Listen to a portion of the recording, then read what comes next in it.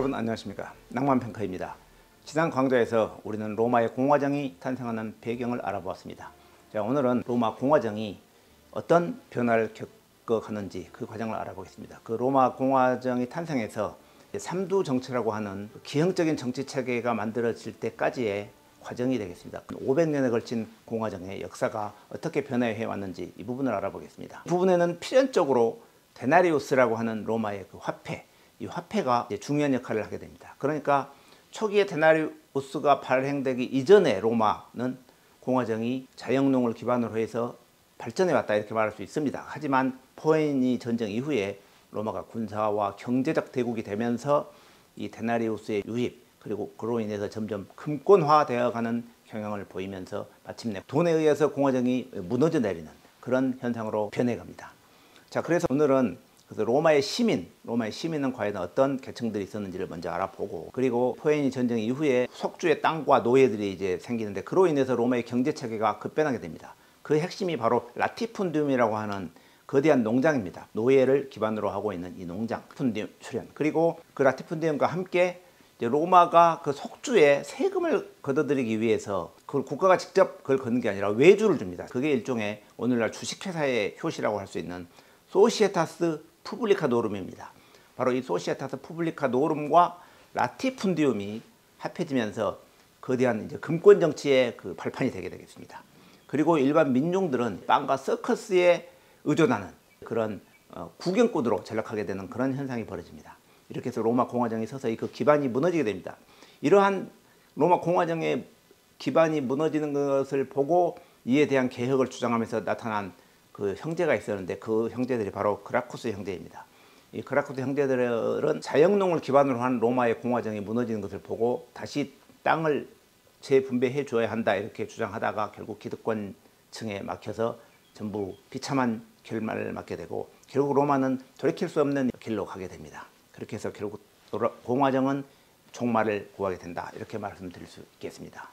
로마 시민이라고 하면은 원래 로마 시민, 이분들이 원래 로마 시민이고, 그리고 속주의 시민이 있습니다. 속주 시민을 페레그린이라고 부르고, 그리고 그 아래 단계에서 이제 전쟁 포로라든지 그 법적인 인격이 없는 그런 사람들을 세르비라고 불렀습니다. 이 세르비가 말하자면 노예이죠. 이렇게 크게 보면 이 세 가지 신분이 있었고, 그 다음에 이제 로마 시민도 이제 귀족부터 무산층까지 이렇게 단계별로 나눠져 있었습니다. 로마 시민의 구조 중에서 가장 상층은 원조 귀족이라고 할 수 있는 파트리케입니다.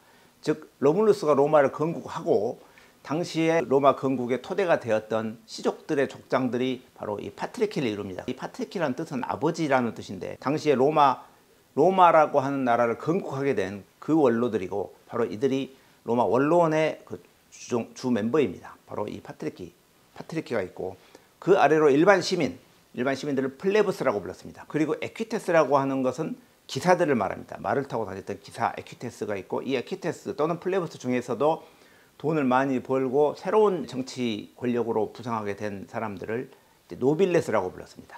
그리고 플레부스라고 할 수 있지만 플레부스 중에서도 아무런 재산이 없는 사람, 재산이 없는 이 무산층, 이것을 프롤레타리아라고 불렀습니다. 프롤레타리. 그러니까 이제 프롤레타리라고 하면 오늘날 우리가 프롤레타리아라는 단어로 많이 알려져 있지 않습니까? 이 프롤레타리아의 원래 어원은 이 프롤레라는 것은 원래 자식이라는 뜻입니다. 자식. 그러니까 과거의 로마에서는 시민들의 재산 상태에 따라서 그 시민권을 주거나 군대에 갈 수 있는 자격을 부여했습니다. 그래서 재산 조사를 했죠. 5년마다 하는 인구 센서스, 우리도 지금 5년마다 인구 센서스를 하지 않습니까?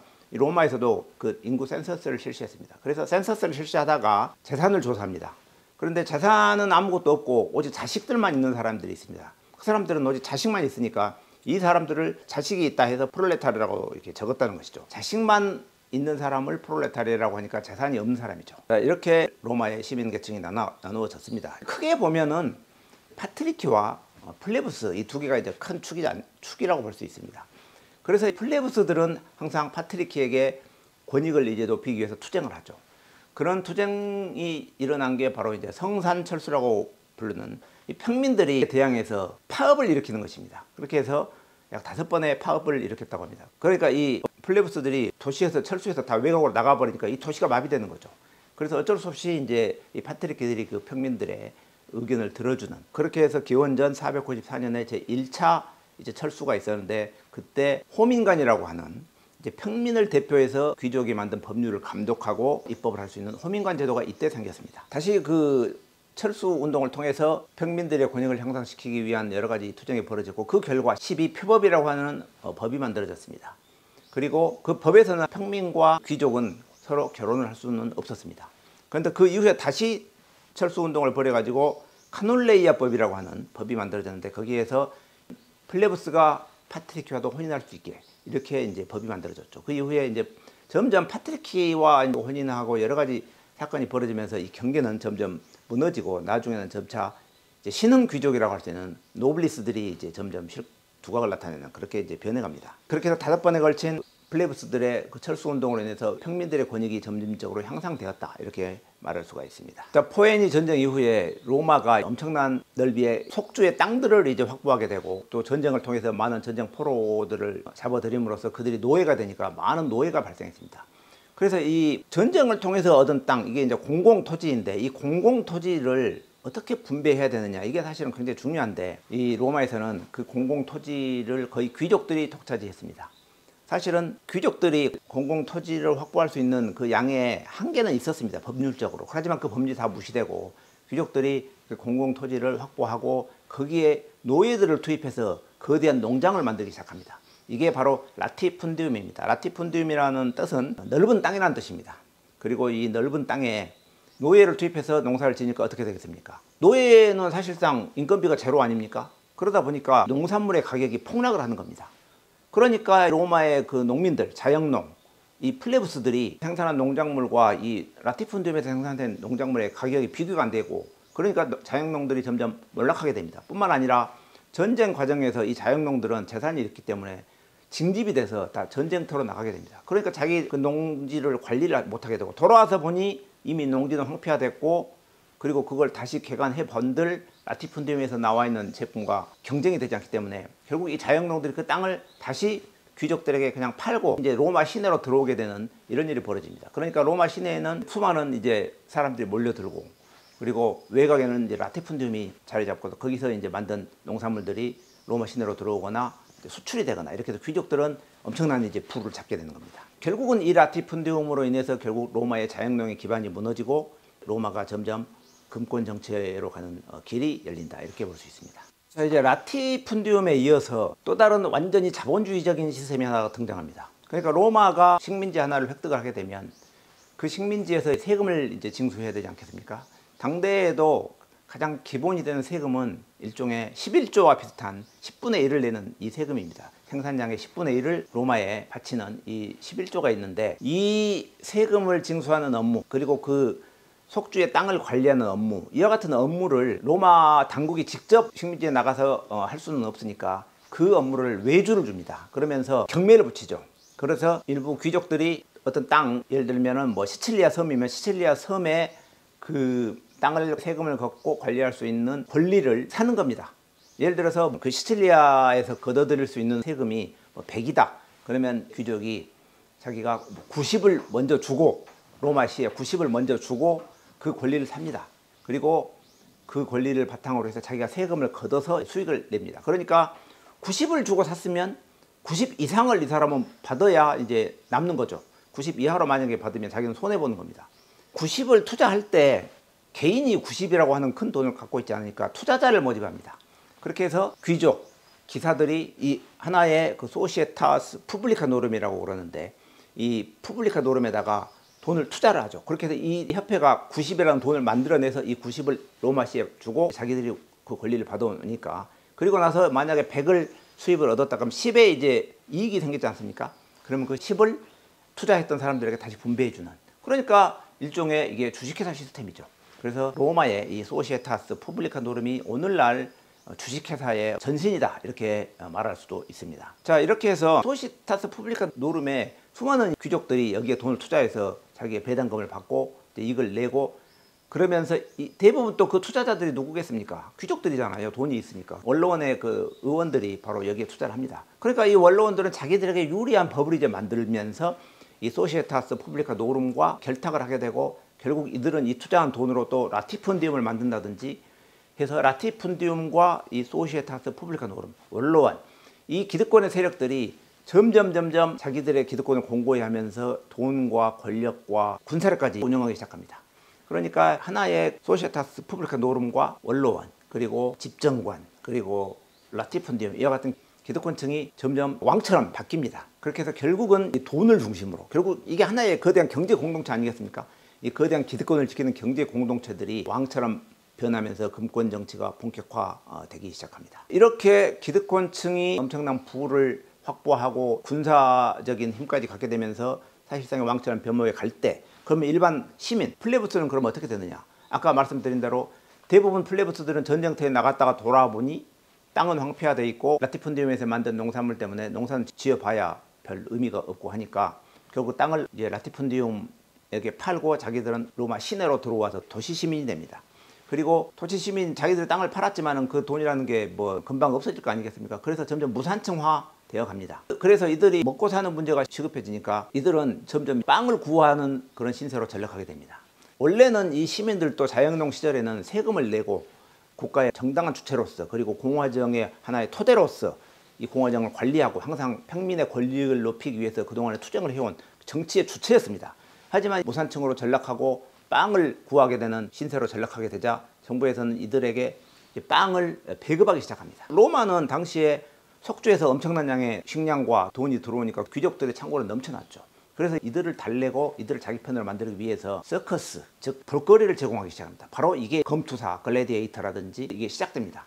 그러니까 이 빵과 서커스라는 단어의 원래 기원은 파넴 에트 키르켄세스, 파넴 에트 키르켄세스라고 하는데, 파넴이 빵이고 키르켄세스는 전차 경기입니다. 전차 경기가 이렇게 원형 경기장을 이렇게 돌면서 경기를 하게 되지 않습니까? 그래서 이게 바로 이제 서킷이라는 단어의 어원이기도 하고 서커스라는 단어도 여기서 나옵니다. 그래서 이것을 빵과 서커스라고 하는데, 바로 이 로마 시민들에게 빵과 서커스를 제공해주면서 귀족들은 자기의 인기를 얻고 시민들은 빵과 서커스에 점점 영혼이 피폐해지는 이런 상태로 이제 변해가죠.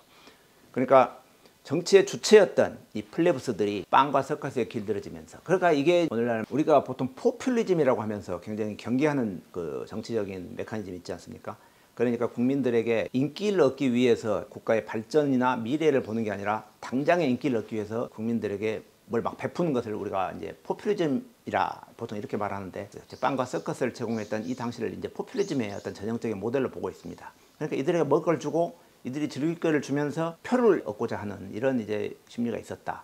그리고 과거에 그 정치의 주체였던 시민들이 빵과 서커스에 길들여지면서 구경꾼으로 전락하고 선동의 대상으로 이제 전락하면서 아무런 판단력이 없어지는, 그렇게 해서 로마 공화정의 뿌리가 이제 부패해가는 이런 형태로 드러나게 됩니다. 로마는 전쟁을 통해서 땅을 획득하게 되면 그것을 이제 공공토지라고 부르는데, 그 공공토지를 한 개인이 너무 과도하게 소유하게 할 수 없도록 원래도 법이 있었습니다. 그게 리키니우스 섹스티우스 법이라고 해서 이미 기원전 367년에 만든 법이 있었습니다. 여기에서는 특정한 개인이 당시 506에라라고 하는 토지의 넓이, 그게 약 125헥타르라고 하는데 굉장히 큰 땅이죠. 그 이상은 획득하지 못하도록 이렇게 법은 있었습니다. 하지만 이 법은 사실상 유명무실화됐고, 그래서 이제 거대한 라티푼디움이 형성이 됐고, 그렇게 되면서 로마 공화정의 기본을 이루던 시민층이 무너지자 거기에 대해서 이렇게 돼서는 안 되겠다 하고 이제 개혁을 주장하면서 나타난 사람들이 있는데, 바로 가장 대표적인 사람이 바로 이 그라코스 형제입니다. 이 그라코스 형제는 굉장히 귀족 가문입니다. 파트리키 중에서도 굉장히 높은 단계의 파트리키였고, 모계는 스키피오, 한니발과 전쟁을 했던 그 스키피오 있지 않습니까? 그쪽 가문의 또 후예이기도 합니다.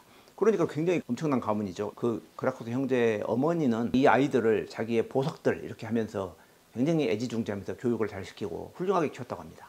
그런데 이 그라코스 형제들이 결국 평민의 편에 서서 이제 싸움을 벌이게 되는 개혁가가 되는 겁니다. 당대 이 그라코스 형제가 어떤 평민들의 처지가 불쌍해서 평민 편을 들었다 이렇게 보기는 힘들고, 이 그라코스 형제는 로마 공화정을 지키기 위한, 그러니까 공화정이 지금 뿌리부터 썩어가고 있기 때문에 공화정을 살리기 위해서는 토지 분배가 이루어져야 된다, 이제 이런 기본적인 생각을 한 거죠. 그래서 형인 티베리우스가 먼저 호민관에 당선이 됩니다. 그러면서 토지를 다시 재분배해야 된다, 이제 이렇게 얘기를 하죠. 그러니까 아까 말했던 리키니우스 섹스티우스 법에서 정했던 그 한도까지만 귀족이 차지하고 나머지 땅은 다시 재분배해서 로마 시민이 다시 과거처럼 정상적인 공화정의 시민으로 자리 잡을 수 있도록 해야 한다. 이게 이제 티베리우스의 주장이었죠. 티베리우스가 이렇게 개혁을 하면서 로마 시민들의 압도적 지지를 받습니다. 또 허민관이 돼가지고 이 정책을 폈는데 그 허민관이 이제 당대 2명이 있었는데 다른 한 명의 허민관은 원로원과 결탁한 허민관이었기 때문에 티베리우스가 그 허민관을 제거하고 이제 자기가 재선을 하려고 합니다. 그런데 허민관은 이 재선이 안 됐어요. 그러나 티베리우스는 로마 시민들 그 뜻을 묻겠다 하면서 선거를 이제 치르려고 합니다. 선거를 치르는 바로 그날 티베리우스가 그 이제 시민들에게 연설을 하려고 할 때 이 원로원들 입장에서는 자기들이 갖고 있는 땅을 다 다시 내놔야 되는 처지가 되고 지금 티베리우스의 당선은 거의 확실시 되고 있는 상황이었죠. 왜냐하면 인기가 굉장히 좋았으니까. 그래서 폭도들을 동원해서 그 티베리우스와 티베리우스를 지지하는 사람들이 모여있는 그 연단을 몽둥이와 각종 기자를 통해서 그 티베리우스를 때려 죽여버립니다. 그리고 그 티베리우스와 함께 있었던 그 티베리우스 지지자들까지 전부 다 약 300여 명이 학살당합니다. 엄청난 이런 피비린내 나는 사건 끝에 티베리우스가 죽고 말았죠. 그러니까 이게 뭐겠습니까? 이게 정치 폭력이 시작되었다. 우리가 이렇게 볼 수 있습니다. 자기의 정치적 목적을 달성하기 위해서 폭력배를 동원해서 정적을 제거하는 이런 일이 로마 공화정 말기에 벌어지고 있는 현상입니다. 자, 이렇게 해서 티베리우스가 죽자 그 이후에 다시 동생 가이우스 그라쿠스가 다시 허민관에 당선이 됩니다. 이 동생은 형과 철학은 비슷했지만 형의 실패를 보았기 때문에 좀 더 체계적으로 그걸 해야겠다 이렇게 해서 단순한 공공 땅의 재분배뿐만이 아니라 모든 행정, 사법, 이 법적 제도를 다 뜯어 고쳐야 된다 이렇게 해서 더 강한 개혁 그리고 시스템화된 개혁을 주장하고 나갑니다. 그렇게 하니까 역시 귀족들과 또 마찰을 빚을 수밖에 없죠. 뿐만이 아니라 가이우스 그라쿠스의 어떤 패착이라고도 할 수 있는 일을 하는데 이 가이우스 그라쿠스는 로마 시민의 권리뿐만 아니라 속주의 시민도 권리를 가져야 된다. 그러니까 로마의 참정권을 속주의 시민들에게도 이 참정권을 분배하려고 합니다. 그리고 땅이 없는 로마 시민권자 카르타고 보내서 거기서 이제 땅을 줘서 살게 하는 이런 제도를 이렇게 만들어냅니다. 그러니까 로마 시민들의 입장에서는 식민지의 시민들에게도 시민권을 주고 우리를 식민지로 보낸다. 이러니까 로마 시민들 자체도 서서히 등을 돌리기 시작하죠. 그러니까 가이우스는 결정적으로 자기의 기반이라고 할 수 있는 로마 시민들이 서로 이제 양분이 되는 거죠. 그렇게 해서 가이우스의 엄청난 개혁은 점점 이제 어려움에 처하게 되고 결국은 사실상의 내전 상태에 돌입을 하는 거죠. 그렇게 해서 가이우스가 지지자들과 함께 아벤티누스 언덕에서 모여서 무장투쟁이 이제 전개가 되는데 이때 이제 원로원은 가이우스 형제들이 폭도화되었다. 우리는 저걸 제거해야 된다 해서 원로원 비상결의를 발동합니다. 원로원 비상결의 SCU라고 부르는데 원로원 비상결의라는 것은 오늘날로 따지면 계엄입니다. 계엄. 계엄령을 발동한 거죠. 우리가 그 작년에도 비상대권 뭐 많이 들어본 소리 아니겠습니까? 그러니까 로마의 가이우스 그라쿠스를 제거하기 위해서 원로원이 비상결의를 발동한 것을 최초의 정적을 제거하기 위해서 계엄을 발동한 그 최초의 사례다 이렇게 말할 수 있습니다. 그러니까 작년에 이 비슷한 경우가 있었는데 이게 혹시 이걸 참고한 거 아닌가 뭐 이런 생각도 해볼 수 있습니다. 여튼 로마는 원로원 비상결의를 통해서 군대를 증집해서 가이우스 그라쿠스를 결국 죽이고 가이우스 그라쿠스는 뭐 자살했다고도 하는데 결국 죽고 이제 그라쿠스 형제들의 그 개혁 운동은 기득권에 막혀서 결국 처참한 실패로 끝나고 형제들은 모두 비극적인 죽음을 맞이했죠. 이 실패는 굉장히 치명적이었습니다. 그러니까 로마는 폭력으로 이 개혁을 저지시키고 그 이후에는 걸핏하면 폭력으로 이제 대응을 합니다. 뭔가 누가 약간만 기득권에 어긋나는 얘기를 하면 바로 비상결의를 발동해서 그 싹을 잘라버리는 이 폭력의 악순환이 벌어지게 됩니다. 이 이후에도 언론이 한 번 비상결의를 했으니까 그 이후에도 쉽지 않습니까? 그러니까 이제 그 이후에 또 비상결의 해가지고 개혁은 자취를 감춰버리고 점점 기득권이 강화되는 단계로 가면서 결국은 삼두정치 3명의 기득권자들이 정권을 나누게 되는 그런 결과로 초래가 된다 이렇게 말할 수 있습니다. 포에니 전쟁이 끝나고 로마는 군사 경제 대국이 되면서 석주에서부터 들어오는 엄청난 세금 그렇게 해서 쌓이는 데나리우스 이 데나리우스를 움켜쥔 자가 결국 금권과 권력과 모든 것을 갖게 되는 그런 권력의 집중적인 양상으로 이제 전개가 됩니다. 왜 이 로마가 공화정이라고 하는 좋은 시스템을 만들었으면서도 그 시스템이 왜 계속해서 좋은 시스템으로 발전하지 못하고 결국 데나리우스라고 하는 이 돈을 만나서 그 공화정이 부패하게 되고 결국 멸망하게 되는가는 굉장히 많은 생각거리를 준다 이렇게 말할 수 있습니다. 역사는 필연적으로 지속적으로 발전하느냐 아니면은 퇴보하느냐 이것은 어떻게 보면은 자연 상태에서의 모든 것은 엔트로피 증가의 법칙을 따르게 되어 있습니다. 그러니까 가만히 놔두면 엔트로피가 점점 증가하는 방향으로, 엔트로피가 높아지는 방향으로 간다. 이렇게 나오지 않습니까? 즉 무질서해진다. 그러면서 부패에 간다는 것이죠. 한번 부패한 방향으로 간 것이 다시 부패가 원상복귀되지는 않습니다. 점점 부패해 가죠. 인간의 이 사회 시스템도 어찌 보면 엔트로피의 법칙을 따른다. 이렇게 말할 수 있습니다. 우리 몸의 신진대사라고 하는 것은 엔트로피가 증가되는 이 자연계의 현상을 엔트로피를 다시 낮춰서 정상적으로 계속해서 회복하는, 이게 바로 우리 인간의 신진대사 아니겠습니까? 그게 건강하게 일어나야 그 몸이 건강한 몸이 되는 것처럼 이 사회도 가만히 놔두면 돈이 많은 쪽으로 점점 돈이 집중되고 부패되고 권력이 집중되게 돼 있습니다. 이것을 다시 신진대사가 원활하게, 그러니까 건강한 몸을 다시 만들려면 이것을 돌려야 하는 시스템이 건강하게 작동이 돼야 되고, 그 건강한 작동의 기본은 뭐겠습니까? 바로 시민입니다. 일반 국민입니다. 이 국민들이 빵과 서커스에 길들여지고 영혼 없는 객체가 돼버렸을 때는 그 시스템은 점점 부패하고 썩어갑니다.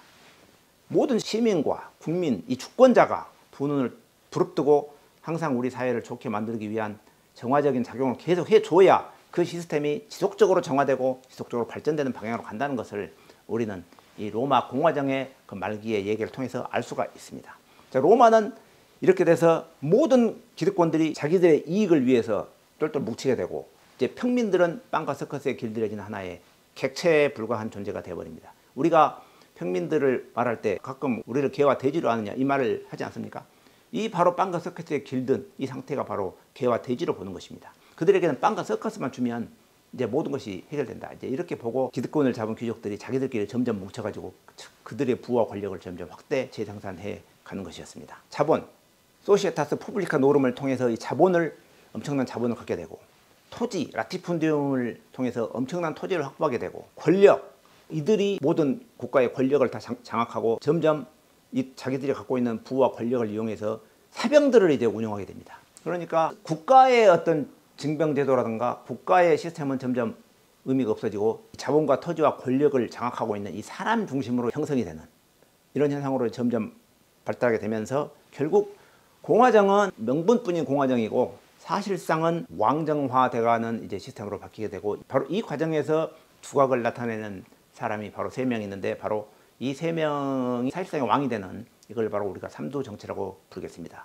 바로 크라수스, 폼페이우스, 카이사르, 이 3사람이 등장해서 로마의 삼두정치가 본격적으로 시작될 것입니다. 빵과 서커스, 이 말은 유베날리스라고 하는 작가가 쓴 작품 풍자시에 나온 이야기입니다. 그는 이렇게 말했습니다. 오래전부터 로마 시민들은 더 이상 투표권을 가치 있게 여기지 않았다.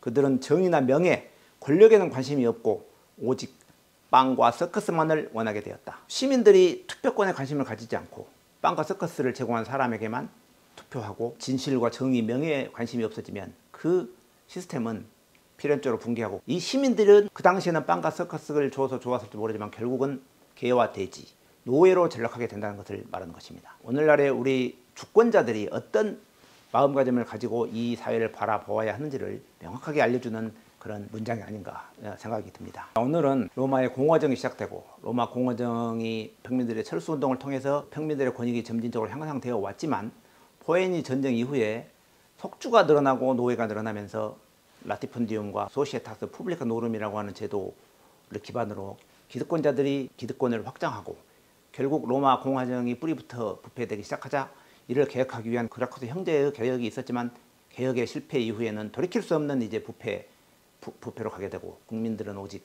빵과 서커스만을 추구하는 정치의 주체에서 객체로 전락해버렸다. 그로 인해서 결국 공화정은 유명무실하게 되고 사실상의 왕정이 시작되는 이제 삼두정치가 시작된다. 이제 이런 말씀을 드렸습니다. 다음 강좌에서는 삼두정치, 그러니까 이 3명이 어떻게 부와 권력을 갖게 되고 서로 자기들끼리 싸우다가 마침내는 카이사르가 등극하게 되는데, 이 과정을 이야기해 보겠습니다. 자, 여러분 감사합니다. 다음 강좌에서 뵙겠습니다. 양만